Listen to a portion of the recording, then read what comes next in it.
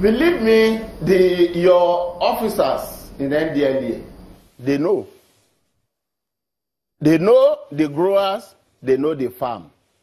They know the farms. At least they may not know all, but they know substantial enough to be able to deal with those they know that would discourage others from investing in it. Then you ask me, so why are they not doing it? You need to empower that agency.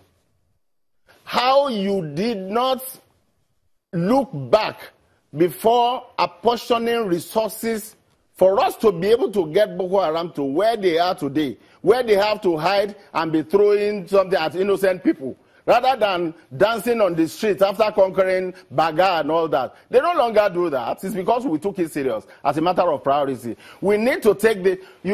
You asked me about farms in the Ondo, Ekiti, in Delta State. The NDLEA officers are aware they are there. But have they been empowered to attack them? They are not afraid. They are trained to deal with them. But they also have life in them. They are human beings. There is a minimum protection you provide for them and equipment that will encourage them to go into those farms. They don't have it. And believe me, there is no chance of them even having it from what I know of their budget this year. What must be done? Tell us specifics. When you say empowerment, what exactly do you mean?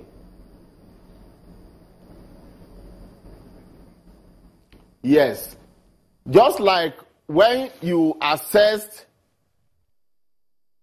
the lack of adequate equipment, weapons for the soldiers on ground to fight in Maiduguri, in Yobe, in Taraba. The same thing you assess, and you will see that somebody that say, I saw a 10-hectare cannabis farm.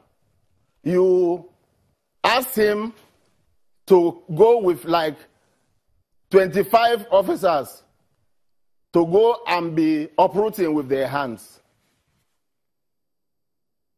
It's as bad as that. This is not fiction. Officers will go and be uprooting cannabis with their hand, hectares of cannabis. With which weapon to protect those who are uprooting? With which vehicle to escape from the place if they need to, or to reinforce if they need to? We need to get our priorities right. All these huge, beautiful constructions we're doing will amount to nothing if we allow drugs, narcotics, addiction to take over the life of our youth. It will mean nothing. You have heard of children selling their parents' valuables. That is how these children will sell this country if we are not very careful. Right, or they will do whatever they like with it. Could you tell us, because many are concerned and will be listening to you now, there are families, friends who have people who perhaps are under the influence or who are making use of some of those drugs, and either the families or their friends are not aware. What should we look out for as signs, first and foremost?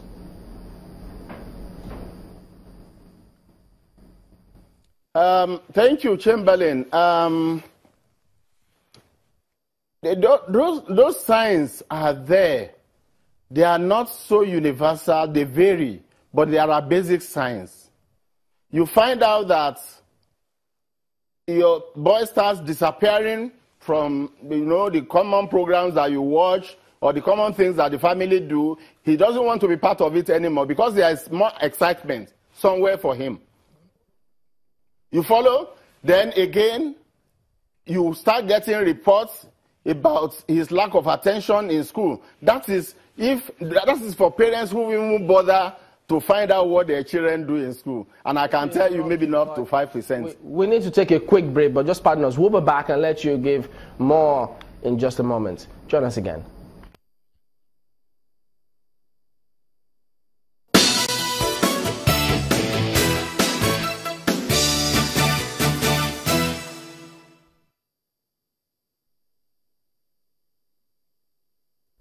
Welcome back. Otumba, could you please go ahead and give us those symptoms that we should be looking at to ensure that we start playing a role in sniffing this out? Yeah.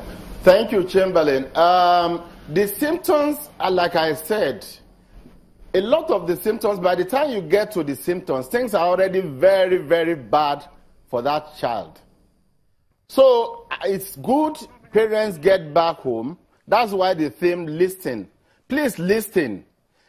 Go back home and listen before drugs become an option for what your son or your daughter wants to discuss with you, or your wife. Because in a lot of homes now, women, their parents, their mothers too are on drugs. You'll be shocked at the number, at the statistics of women, of mothers who are on drugs now. Because they are just tired of confronting this problem and nobody to discuss with. Fathers have to get back and fix their homes. All this pretense that these problems are not there, because you're asking for symptoms. This is not somebody that is around that to see the boy that will know there is a symptom. In a lot of homes, the only communication between the father and the children is just about money. You drop the money, and that is all. And your boy wants more than that. I interview patients, clients, drug addicts who are, being assisted. And they tell us that I went into it, sometimes in anger. Nobody was listening to me. I said, this is what I want to do. They forced me to do this. And they are sometimes very little things. All right. But the boy is small. So the little problem to you as a father is big to the boy. So come down to the level of your boy. Don't your high horse. Come down and listen to him. Right. If not, this problem that looks very small, that he doesn't have one particular shirt, explain to him why it is not an issue. All right, we have to anchor at that point, Otumba. We appreciate your talking to us this morning. Otumba Lanre Kwimisho, former Director General of the National Drug Law and Enforcement Agency. Clearly a clarion call to action for everyone there. So that's the show today. We thank you all for watching and for sending your comments as well. We'll be back tomorrow. I'm Chamberlain, so. Thanks for watching. I'm Gimba Omar. See you tomorrow.